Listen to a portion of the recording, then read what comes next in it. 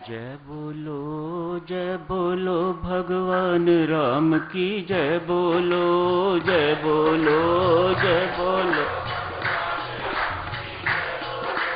जय बोलो, जय बोलो भगवान राम की जय बोलो, जय बोलो, जय बोलो, जय बोलो भगवान राम की जय बोलो, जय बोलो, जय बोलो भगवान राम की जय बोलो, जय बोलो भगवान राम की जय बोलो, जय बोलो,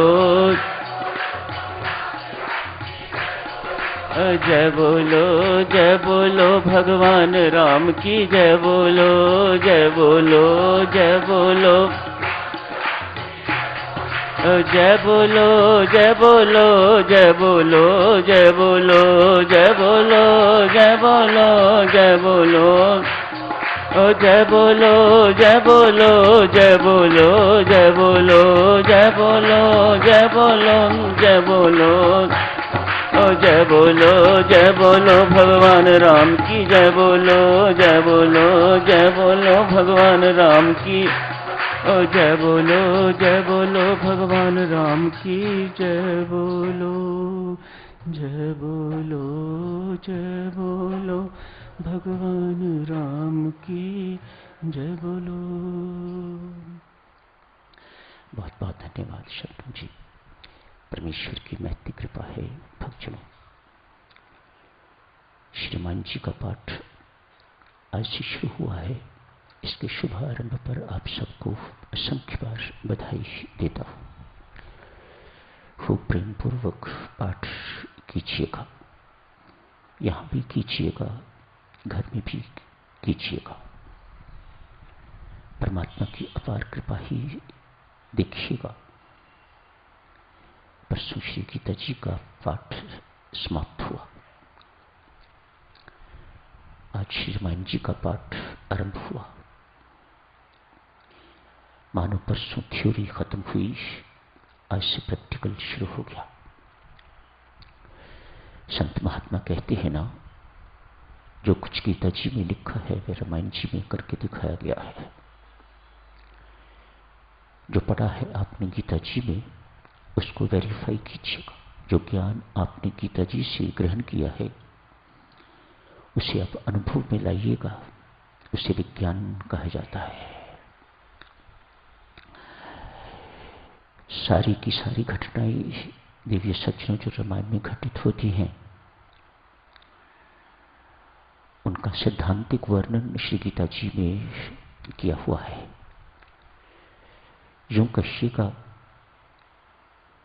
प्रभु राम ने अपने अवतार काल में पहले ये सब कुछ रामायण जी में करके देखा, उसके बाद जब कृष्ण अवतार हुआ तो उसे लिखा।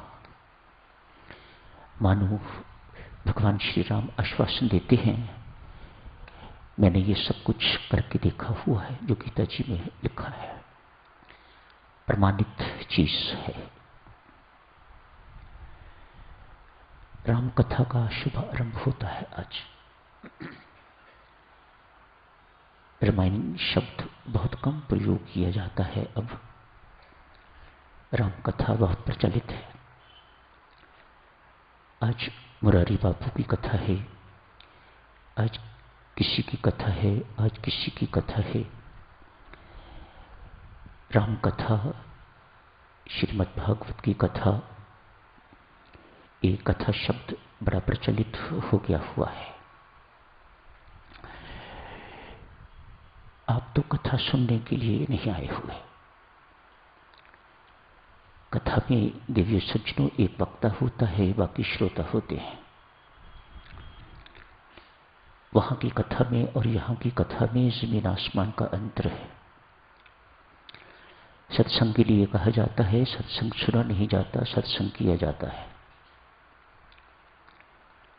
वहां पर श्रोता कथा सुनते हैं, यहां पर आप सब पाठ कर रहे हैं। It makes a world of difference. बहुत अंतर है दोनों चीजों में। सभी लोग जो सुनने बैठे हुए होते हैं कोई मनोरंजन की दृष्टि से बैठा हुआ है, कोई कोई है जो मन से सुनता है और फिर हृदय में उतारता है। यहां तो आप सब सम्मिलित रूप से श्री रामायण जी का पाठ कर रहे हैं। स्वामी जी महाराज का वरदान देखिएगा साधक जनों, एक नहीं अनेक। स्वामी जी ने हम सभी को करने की साधना दर्शाई है। साधना करने की चीज है। आप अमृतवाणी का पाठ करते हो, भक्ति प्रकाश का पाठ आप करते हो, रामायण जी का पाठ आप करते हो, जाप आप करते हो, सुनते नहीं। ये सुनने की चीजें नहीं है, ये करने की चीजें हैं। जिसे अपनी भूख मिटानी है उसे स्वयं ही खाना होगा। आपके खाने से मेरा पेट तो नहीं भरने वाला। ये प्रचलित बातें साधक जनों, इनमें कुछ परिवर्तन होना चाहिए। कम से कम आप जो समझते हैं इन बातों को, ऐसे शब्द जब आप प्रयोग करते हैं, हमने अपने घर में अमृतवाणी का पाठ करवाना है, तो ये स्वामी जी महाराज को अच्छा नहीं लगता। ये पाठ करवाने की चीज नहीं है, ये पाठ करने की चीज है। आप पाठ कीजिएगा। हमने अपने घर में 24 घंटे का या 12 घंटे का जाप रखवाना है। ये रखवाने की चीज नहीं है, ये जाप करने की चीज है। जाप कीजिएगा। प्राय लोग, बड़े बड़े लोग, साधक जनों, उनकी बड़ी बड़ी बातें हैं। ये बहुत बड़े बड़े सेठ, इंडस्ट्रियलिस्ट, उद्योगपति, बड़े बड़े महानगरों में रहने वाले, कलकत्ता, मुंबई, दिल्ली इत्यादि लोग रहने वाले, उनके पास समय नहीं है। बेचारों को इंडस्ट्री के एम्प्लॉइज, कारों के ड्राइवर, कारों की देखभाल इत्यादि से ही फुर्सत नहीं है। नींद भी नहीं आती, रात को गोली खानी पड़ती है, थोड़ी देर के लिए चैन से सो जाएं। उनके पास समय बिल्कुल नहीं है। ये कुछ उनकी बातें हैं और कुछ पंडितों की बातें बनाई हुई हैं। स्वामी जी महाराज इस बात पर बहुत सुंदर ढंग से स्पष्टीकरण करते हैं। कहते हैं एक उद्योगपति क्या करता है, एक ब्राह्मण, जरूरतमंद ब्राह्मण, उसे उन्होंने एम्प्लॉय रखा हुआ होता है। पैसे देते हैं महीने क महीने और उनसे पूजा करवाते हैं। स्वयं उनके पास समय नहीं है। ये बातें सत्य हैं देवियों सज्जनों। ये मैं कोई आपको कहानी बना के नहीं सुना रहा। ये बातें सत्य हैं, आपके भी ये जीवन में देखने को आती हैं ये बातें। इतना ही समय है उस उद्योगपति से। वह जब फैक्ट्री जाने लगता है या ऑफिस जाने लगता है तो पंडित जी को कहता है, पंडित जी पूजा यदि कंप्लीट हो गई हो तो मुझे तुलसी दल दे दीजिएगा। न उन्हें कुछ पूजा से सरोकार है, न उन्होंने कुछ पूजा की है, न उनके पास पूजा करने का समय है। ब्राह्मण एक एम्प्लॉय रखा हुआ है, जरूरतमंद, उसे भी बेचारे को जरूरत है अपना पेट भरने के लिए। अतएव उस उद्योगपति के पास वह काम करता है। तुलसी दल हाथ में लिया, प्रसाद जल्दी जल्दी से लिया और जाके कार में बैठ गए। ड्राइवर इंतजार कर रहा हुआ होता है। हमारी साधना साधक जनों ऐसी ही नहीं है। स्वामी जी महाराज की कृपा मांगिएगा, स्वामी जी महाराज का वरदान मांगिएगा। हमारी साधना करने की है, अतएव कीजिएगा, जप कीजिएगा, ध्यान कीजिएगा, अमृतवाणी का पाठ कीजिएगा, भक्ति प्रकाश का पाठ कीजिएगा, स्वाध्याय कीजिएगा, सत्संग कीजिएगा। सत्संग सुनने की चीज नहीं है साधक जनों, बहुत अनमोल चीज है ये सत्संगति। किसी ने किसी संत से पूछ दिया, बाबा परमेश्वर की कृपा का क्या प्रमाण है कि हमारे ऊपर परमेश्वर की कृपा हो रही है या हो गई है? संत महात्मा बहुत सुंदर उत्तर देते हैं। कहते हैं तीन बातें भाई याद रखो, ये परमेश्वर की कृपा के प्रतीक हैं। इससे बेहतर प्रमाण कोई नहीं हो सकता। सर्वप्रथम आपके पास राम नाम है। राम नाम में यदि आपकी रुचि एवं प्रीति बढ़ती रहे तो ये परमेश्वर की कृपा का प्रमाण है। मानो जाप अब करने की जरूरत नहीं, जाप अब होता है, ऐसी स्थिति में पहुंचो। जाप करना जब आदत बन जाए, आप कहते हो ना बचपन की आदतें गंदी पड़ी हुई अभी तक छूटी नहीं, ठीक इसी प्रकार से देवियों सज्जनों, जब करने की आदत बन जानी चाहिए, कभी न छूटने वाली, ये आदत बढ़ती रही है। जाप अब करने की जरूरत नहीं पड़ती, अब जाप होता है। ऐसी स्थिति में पहुंचो तो संत महात्मा कहते हैं ये परमेश्वर की कृपा का प्रमाण है, साक्षात प्रत्यक्ष प्रमाण है। प्रेम नाम के लिए तो स्पष्ट है कि प्रेम नामने के लिए भी होगा जिनका ये नाम है। तो परमेश्वर के प्रति प्रीति की वृद्धि को ही तो भक्ति कहा जाता है। यही भक्ति है, प्रेम में वृद्धि हो जाने।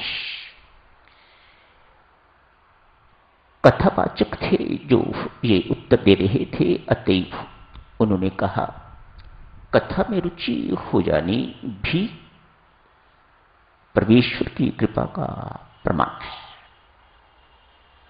बहुत अच्छी बात है, आप कथा लीजिए, ऐसा सत्संग लीजिएगा, कुछ भी लीजिएगा, श्रवण से बेशक प्रभाव धीरे धीरे पड़ेगा। इस जन्म में ना हुआ वृथा तो नहीं जाएगा, अगले जन्म में, उससे अगले जन्म में। मानो ये प्रभाव कोई इतना इफेक्टिव प्रभाव, तत्काल असर करने वाला प्रभाव नहीं है जो सत्संगति से पड़ता है। तीसरा प्रमाण देवियों, आदमी चकित होता है, बाबा क्या कह रहे हैं? कहते हैं संत के साथ आसक्ति हो जाने ये परमेश्वर की कृपा का प्रत्यक्ष प्रमाण है। संत के साथ आसक्ति, मानो मन में प्रश्न उठता है, संसार के साथ आसक्ति होती है तो बंधनकारी है, बंधन का कारण है। आपके हाथों में हथकड़ियां लग जाती हैं, पांव में बेड़ियां पड़ जाती हैं, शरीर पर आपके रस्सी बन जाती हैं। संसार के प्रति जब आसक्ति होती है, संत की भूमिका साधुजनों, सच्चे संत की भूमिका, मैं सच्चे संत की बात अर्ज कर रहा हूं। सच्चे संत की भूमिका क्या है? वह संसार से आसक्ति जानता है, टूटनी चाहिए, कैसे तुड़वाता है? परमात्मा की कृपा है उसके ऊपर, उसके अंदर आकर्षण है, ये परमेश्वर की देन है, ये उसका अपना नहीं है। अपना वह बहुत अच्छी तरह से जानता है क्या था क्या है। अब परमेश्वर की कृपा हो गई तो परमेश्वर ने उसे आकर्षण दे दिया। अनेक कारण आकर्षण के दे दिए, एक नहीं अनेक कारण आकर्षण के दे दिए। वह अब शिष्यों को कहिए, संगत को कहिएगा, अपनी ओर आकर्षित करता है, अपने प्रति आसक्त करता है। तो संत महात्मा कहते हैं कि संत के प्रति आसक्ति हो जाने ये परमेश्वर की कृपा का प्रत्यक्ष प्रमाण है। संत के साथ आसक्ति बंधनकारी नहीं है, संत के साथ आसक्ति मुक्तिदायिनी है। संत की संगति आसक्ति को ही देवियों सज्जनों सत्संगति कहा जाता है। सत्य है ना, संत अर्थात सत्य, परमेश्वर का प्रतीक प्रतिनिधि संत, सत्य, सत्य का प्रतिनिधि सत्य। तो सत्य के साथ जो संग हुआ करता है उसे सत्संगति कहा जाता है। तो सत्संगति संत महात्मा कहते हैं परमेश्वर की कृपा का प्रत्यक्ष प्रमाण है। सत्संगति का मिलना मानो परमेश्वर की कृपा का साक्षात प्रत्यक्ष प्रमाण। तो यही समाप्त करने की इजाजत दीजिएगा। तो रामायण जी की कथा रोज होगी, सो चर्चा चलती रहेगी थोड़ी बहुत। धन्यवाद।